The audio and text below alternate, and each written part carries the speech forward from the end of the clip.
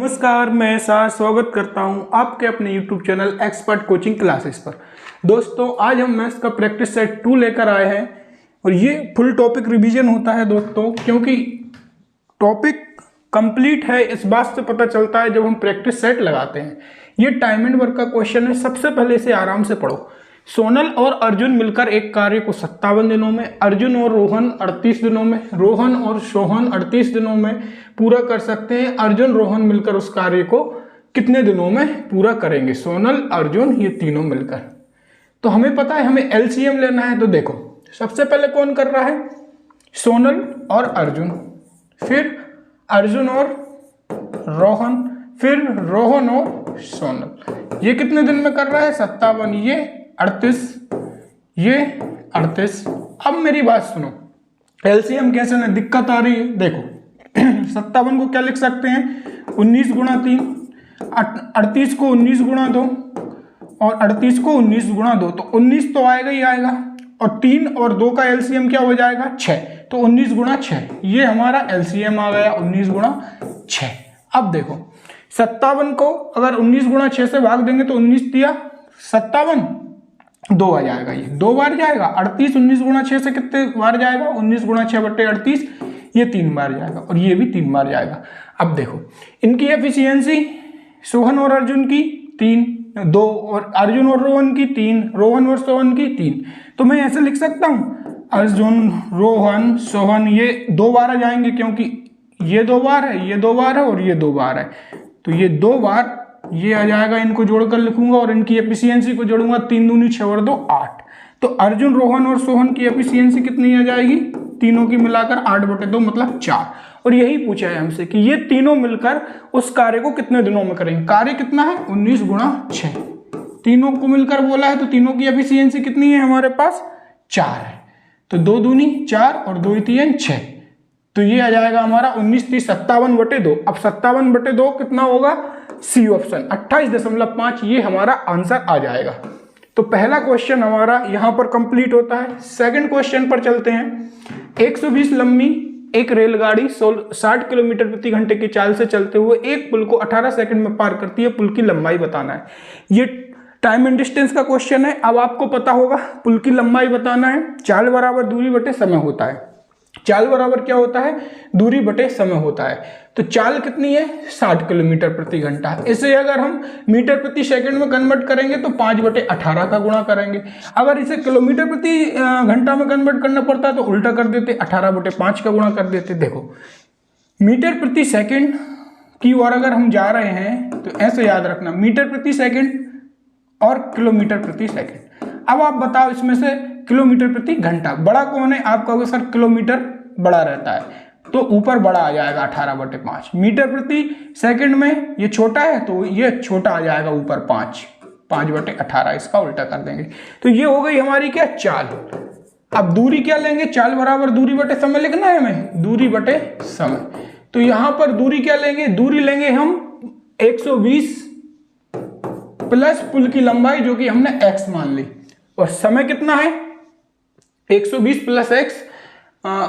120 metre लंबी एक रेलगाड़ी को 60 किलोमीटर प्रति घंटा की चाल से चलते हुए एक पुल को पार करने में 18 सेकंड का समय लगता है। तो समय है 18, क्योंकि चाल बराबर दूरी बटे समय। ये हो गई चाल, ये हो गया समय। दूरी का मतलब पार किया है ना। तो देखो ये अगर पुल है और ये अगर रेलगाड़ी है तो रेलगाड़ी पार पुल को कब करेगी? जब रेलगाड़ी का लास्ट डिब्बा यहां होगा तो रेलगाड़ी यहां होगी, इंजन यहां होगा, तभी तो लास्ट डिब्बा ये होगा। तो पुल की लंबाई प्लस रेलगाड़ी की लंबाई, ये दोनों लिखते हैं। तो रेलगाड़ी की लंबाई प्लस पुल की लंबाई, 18 से 18 कट गया, 6 पंजे 30, 300 बराबर 120 प्लस x। जब 300 में से 120 घटाओगे तो क्या आ जाएगा आपका आंसर? 180 आ जाएगा। हमें तुरंत करते चलना है इन क्वेश्चनों को। देखो, एक कपड़े की दुकान ने शर्ट पर 30% की छूट दी। एक कपड़े की दुकान ने शर्ट पर कितनी? 30% की छूट दी। और जो हमने बेसिक से आपको सेट कराया है पहला, उसमें हमने आपको बताया है कि छूट हमेशा किस पर दी जाती है? एमआरपी पर। 30% की छूट की घोषणा की। रिवान एक व्यक्ति का नाम है, छूट में 810 रुपए बचाना चाहता है। वो कह रहा है कि भैया मैं तो 810 रुपए बचाकर ही जाऊंगा। ऐसा करने के लिए उसे कितनी शर्ट खरीदनी चाहिए?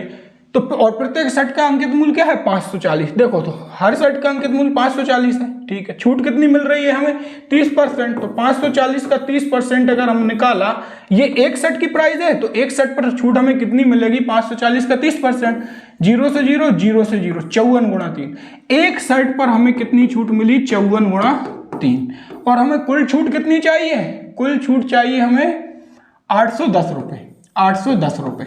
तो ये कितनी सेट पर मिलेगी? तो 810 में 54 गुणा 3 का भाग दे देना। तो देखो ये 54 गुणा 3 से देंगे, 3 से ये जाएगा कितनी बार? 27 बार। तो ये बचा 270, और 54 से 270 कितनी बार जाएगा? 5 बार जाएगा। तो आपको 5 सेट खरीदनी पड़ेगी, तो आपको कितनी? 810 रुपये की छूट आपको मिल जाएगी। चलिए नेक्स्ट क्वेश्चन पर चलते हैं। जल्दी जल्दी करना है क्योंकि प्रैक्टिस सेट है।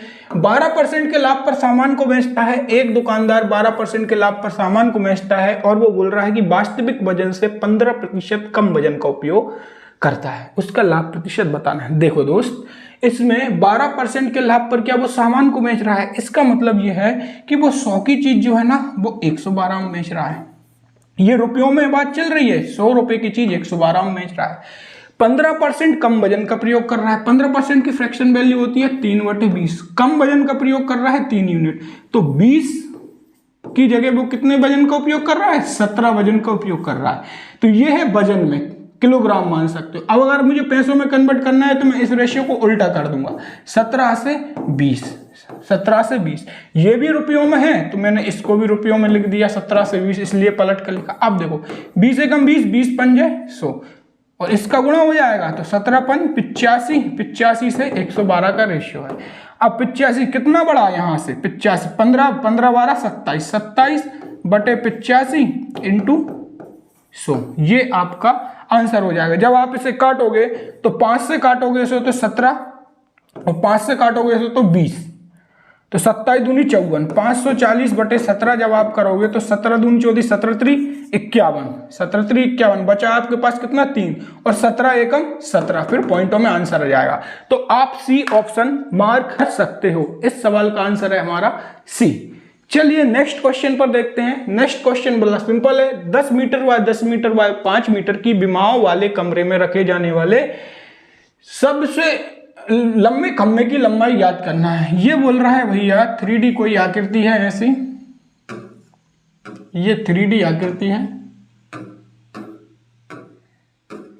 अब इसमें यहां से इसको रखना है यहां तक, और इस खंभे की लंबाई बताना है। तो इस खंभे की लंबाई होती है अंडर रूट ले लो तीनों विमाओं का, a² + b² + c²। तो 10 का स्क्वायर प्लस 10 का स्क्वायर प्लस 5 का स्क्वायर, 10 का स्क्वायर 100, और फिर 10 का स्क्वायर 100, 200 हो गया, और 5 का स्क्वायर हो गया 25, 225। तो 225 किसका अंडर रूट रहता है? आप बोलोगे सर 15 का, तो 15 हमारा आंसर हो जाएगा। चलिए नेक्स्ट क्वेश्चन पर चलते हैं दोस्तों। LCM SCF का क्वेश्चन है। उन संख्याओं का गुणनफल ज्ञात कीजिए जिनके SCF और LCM क्रमशः 8 और 40 है। आपने एक बेसिक फॉर्मूला पढ़ा होगा, पहली संख्या इंटू दूसरी संख्या बराबर LCM इंटू SCF। बस आपको पुट करना है। देखो LCM कितना? SCF 8 है और LCM है 40, तो SCF 8 है और LCM 40 है, तो मैंने 8 गुणा 40 लिख दिया। पहली और दूसरी संख्याओं का गुणनफल ज्ञात करना है, तो A इंटू बी 8 गुणा 40, तो 8 चौको 32, ये हो जाएगा हमारा आंसर 320। ये SSC GD का सेट पेपर है। कल मैं दिल्ली पुलिस का भी सेट पेपर लेकर आया था, तो मैं सभी क्वेश्चनों को मिक्स कर रहा हूँ, SSC GD हो चाहे दिल्ली पुलिस हो चाहे रेलवे हो, ताकि आप केंद्र की किसी भी पेपर की तैयारी कर रहे हो, आपको सेट पेपर से ही ये अनुभव हो जाएगा कि किस प्रकार के क्वेश्चन आते हैं। आप इसमें अपना स्कोर बताना कि कितना आया है कमेंट बॉक्स में।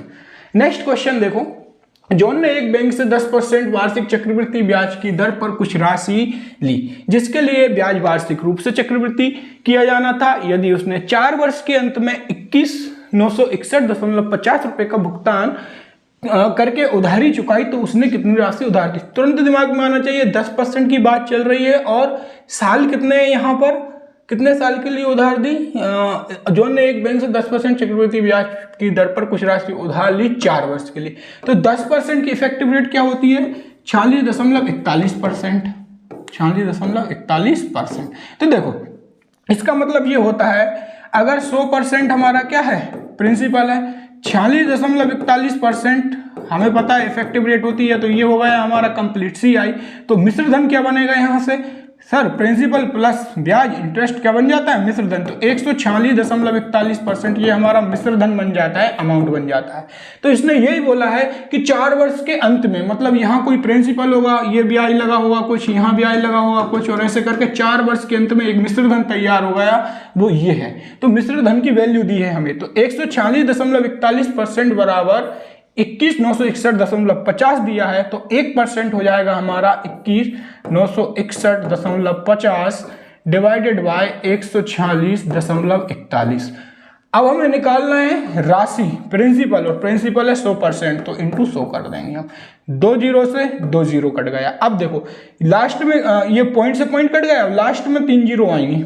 लास्ट में कितनी 3 जीरो आएंगे, इसमें भी है, इसमें भी है, इसमें भी है, इसमें भी है। अब क्या करें, अब हमारे पास ये सॉल्यूशन बचा है 21,961 और 5 डिवाइडेड बाय 146.41। अब हमें ये करना है कि लास्ट में यहाँ पर कितना है, 5 है, लास्ट डिजिट यहाँ पे कितना है, 5 है, और यहाँ कितना है, 1। तो 1 का किस में गुणा करें कि 5 जाए। अब कहोगे सर 1 का 5 में ही गुणा करना पड़ेगा, तो 3 जीरो हटा के जो लास्ट डिजिट बचेगा वो 5 बचेगा, जो कि लास्ट डिजिट 5 इसमें ही है। आप इसका और भी क्या कर सकते हो, डिजिट सम बना सकते हो कि देखो 2 और 1 3, 3 और 1 4, 4 और 6 10, 10 और 5 15, 15 का 6 और 9 और 6 15 का 6, 9 और 6 15, मतलब 6 इसका डिजिट सम आ गया। 4 और 1 5, 5 और 6 11, 11 और 4 15, 15 और 1 16, 16 का 7। अब हर में हमें 1 बनाना पड़ता है डिजिट सम को, तो 7 यहाँ 4 का गुणा किया, यहाँ 4 का गुणा किया, तो 7 चौक को 28, 28 का डिजिट सम 1 बन गया, और 6 चौक को 24, 24 का डिजिट सम 6, मतलब जिसका डिजिट सम 6 होगा वही आंसर होगा। इसका डिजिट सम 7 और 1 8 नहीं होगा, इसका 6 और 1 7 नहीं होगा, इसका 4 और 1 5 नहीं होगा, ये 5 और 1 6 इसका डिजिट सम है।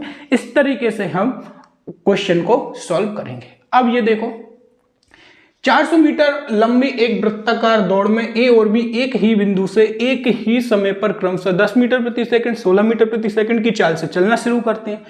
समान दिशा में दौड़ते हुए वे आरंभ बिंदु पर पहली बार कितने समय में पहुंचेंगे, मतलब हमें समय की जरूरत है। यहाँ पर ये तो पता ही है कि ये एक ट्रैक होगा भैया 400 का। अब यहाँ से ये भाई साहब दौड़ना स्टार्ट हुए होंगे इसी पॉइंट से, एक ये भयंकर वाले दौड़ने स्टार्ट हुए होंगे, तब ये यहाँ पहुंचे होंगे, पता चल गया ये यहाँ पहुंच गए, ये यहाँ पहुंचे होंगे, पता चला ये दूसरी बार में ये यहाँ गए, और ये जब यहाँ पहुंचे होंगे यहाँ पे, तब ये कौन सी बार में साथ में मिले होंगे। तो ऐसे केस में हम क्या लेते हैं, एलसीएम लेते हैं। अब समय का एलसीएम लेना है, तो समय क्या होगा, चाल बराबर दूरी बटे समय होता है, तो समय बराबर दूरी बटे चाल हो जाएगा। तो दूरी कितनी है 400, पहले की चाल कितनी है 10, तो 400 बटे 10 मतलब 40। दूरी कितनी है 400, दूसरे की चाल कितनी है 16, तो 400 बटे 16 आ जाएगा हमारा, 16 दूनी 32, 16 पंजे 80, 25। 40 और 25 का एलसीएम कितना आ जाएगा। आप बोलोगे सर 40 और 25 का जब हम एलसीएम लेंगे तो बड़ा वाले का पहाड़ा पढ़ते जाओ। 40 दूनी 80, 80 25 से नहीं कटेगा, 4 पंजे 20, 200, 200 ये 25 से कट जाएगा, तो आंसर हो जाएगा हमारा 200 सेकंड बाद ये आपस में मिलेंगे। नेक्स्ट क्वेश्चन पर आज हम जल्दी जल्दी क्वेश्चन इसलिए करवा रहे हैं क्योंकि ये प्रैक्टिस सेट है और इसमें आपको दिमाग खोलने की जरूरत है, ताकि तुरंत स्पीड पकड़ ले आपका दिमाग और ऐसे ही आप एग्जाम में सॉल्व करो। ए अनुपात बी 5:6, बी अनुपात 6:7 है, यहाँ बी 6 है और यहाँ भी बी कितना है 6 है, तो इसे बराबर करने की जरूरत नहीं है। तो अब देखो ए प्लस बी निकालना है, तो ए प्लस बी कितना हो जाएगा 5 और 6 11। अब हमें बी प्लस सी निकालना है, तो बी प्लस सी क्या हो जाएगा 6 और 7 13, 11:13। अब सी प्लस ए प्लस बी और हमें सी प्लस ए निकालना है, हाँ तो 11:13 ए प्लस बी प्लस सी, यहाँ पर बी प्लस सी भी होगा कि बी प्लस सी भी हमें निकालना है। अगर इतना ही पूछा है तो इसका आंसर 11:13 हो जाएगा, 11:13 हो जाएगा। लेकिन यहाँ पर सी प्लस ए 7 और 5 12, यहाँ पर ये पूछा है ए प्लस बी प्लस सी और सी प्लस ए बताओ। तो देखो ए प्लस बी कितना है हमारा 5 और 6 11, बी प्लस सी कितना है हमारा 13 और सी प्लस ए कितना हो जाएगा हमारा 7 और 5 12, 11:13:12 ये हमारा राइट आंसर हो जाएगा।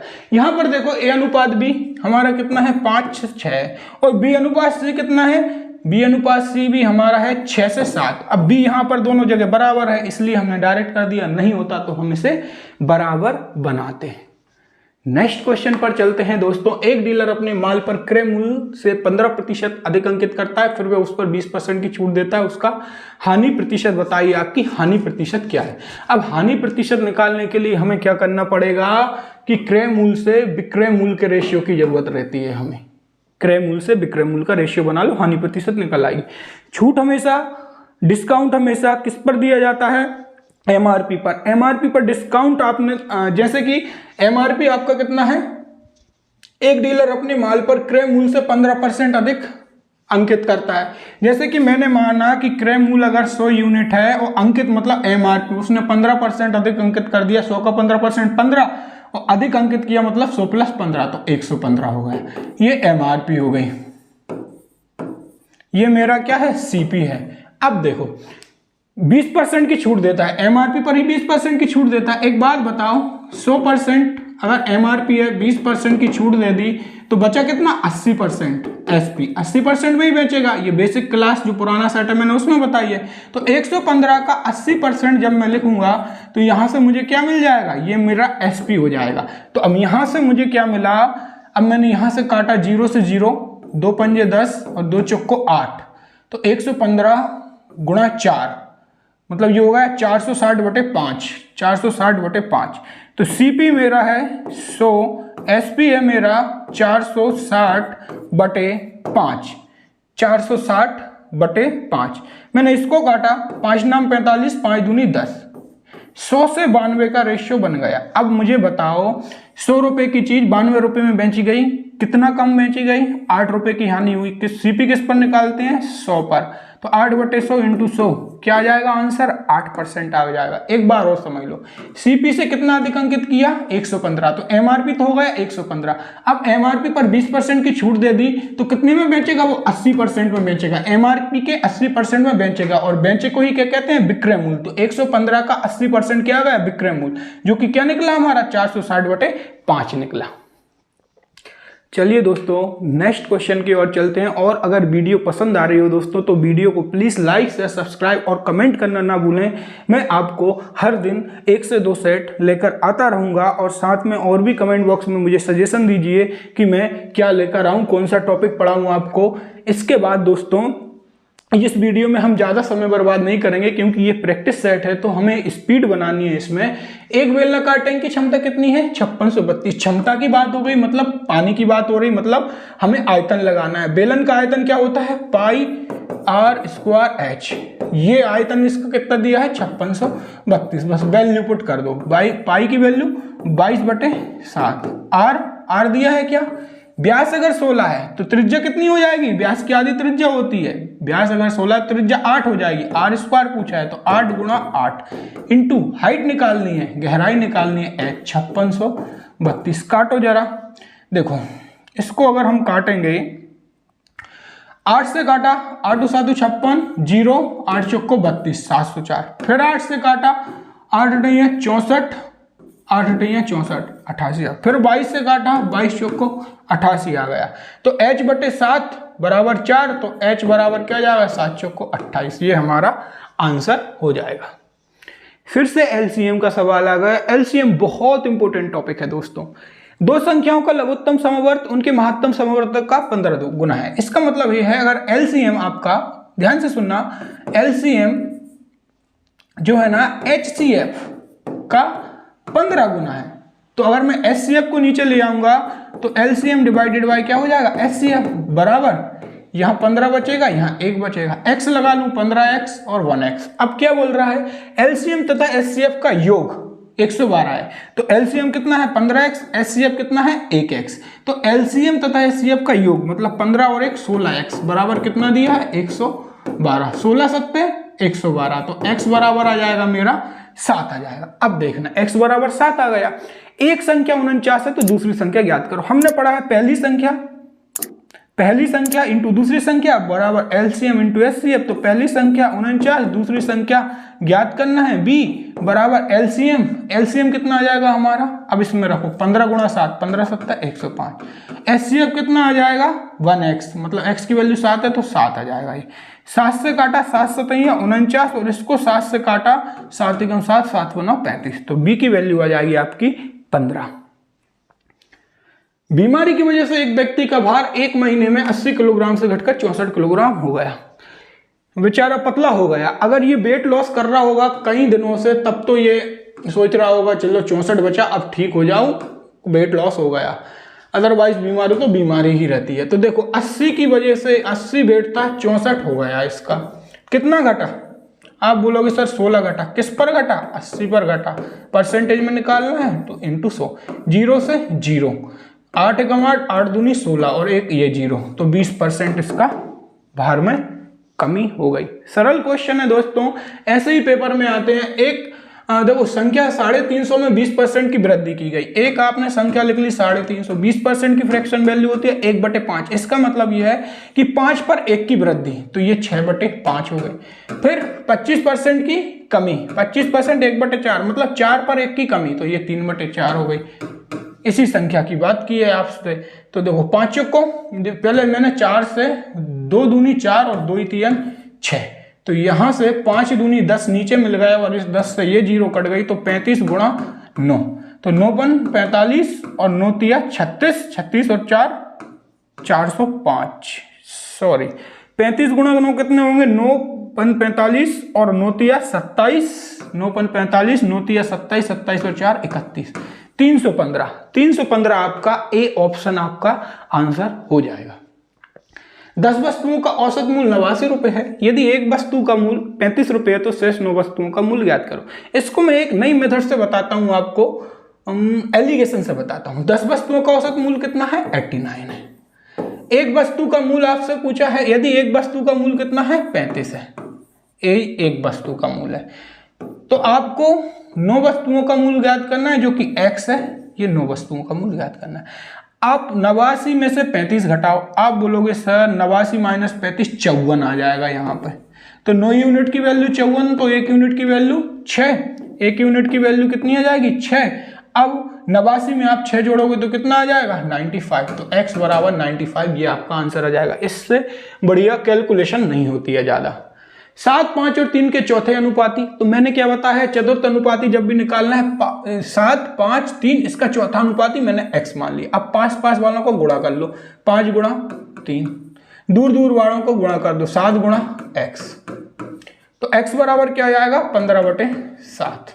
ये चतुर्थ अनुपाती आ गया। और क्या बोला है इसने? 7 और 13 के तीसरे अनुपाती। जब भी तीसरे अनुपाती पूछे तो उसके बाद जो दूसरी संख्या है ना, उसका स्क्वायर करके पहली संख्या से भाग दे दो।